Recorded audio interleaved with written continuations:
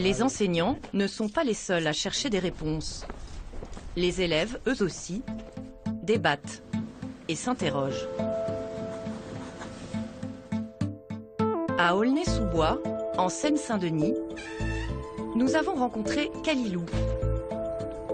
Il a 19 ans, il est en terminale au lycée Jean Zay. Un établissement comme des centaines d'autres où se côtoient de jeunes Français de toutes origines. Le 7 janvier aurait pu faire basculer cet équilibre.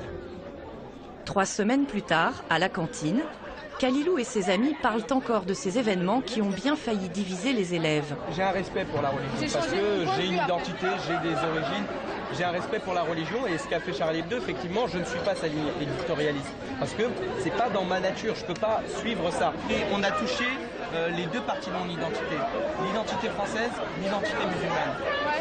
Le lendemain des attentats au lycée Jean Zay, l'unité nationale n'a pas fait l'unanimité.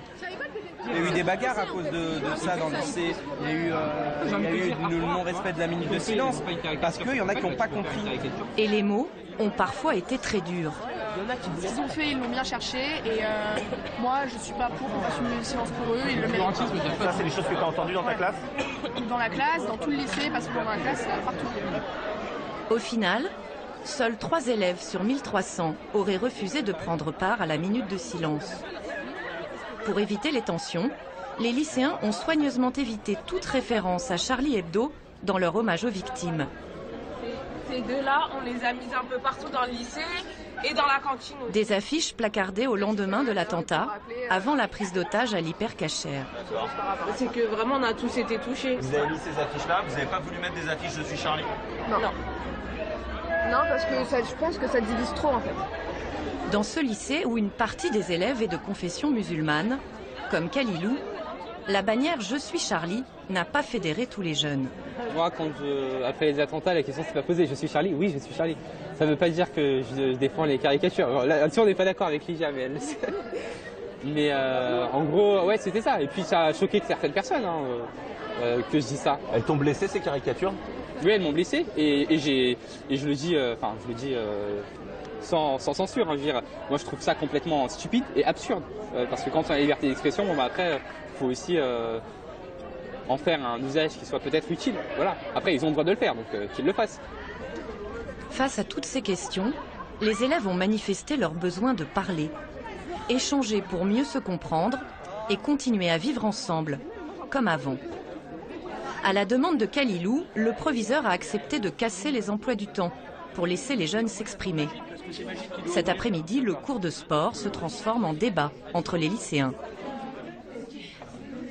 Si on veut être honnête avec les élèves, ils veulent savoir ce que c'est que la liberté d'expression. Si on leur laisse pas la parole, on est contradictoire. Donc là, on va leur montrer ce que c'est que la liberté d'expression. Une discussion totalement libre. Peut-être vous l'aurez pas. Moi, je vais essayer d'être neutre.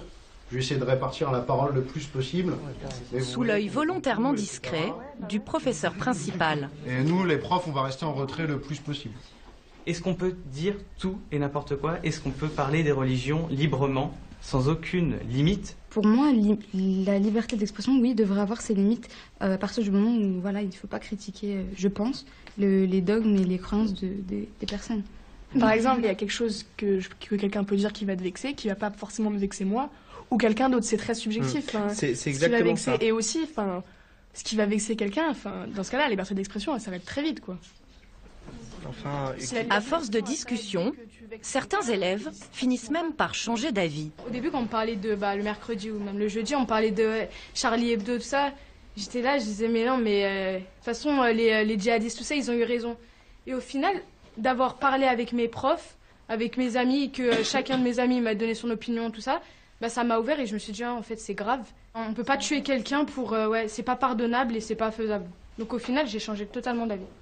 Alors moi, je vais conclure là-dessus, c'était très bien. Hein. Moi, ce que j'ai vu pour l'instant, c'est un peu plus de 30 personnes qui ont discuté sans se taper dessus. Donc c'est plutôt pas mal. Un point pour la liberté d'expression. On rigole, mais on va quand même vous surveiller en sortant parce que... Une façon aussi de dédramatiser, de mettre fin aux controverses qu'ont fait naître les attentats. Et que les élèves n'ont pas été les seuls à propager.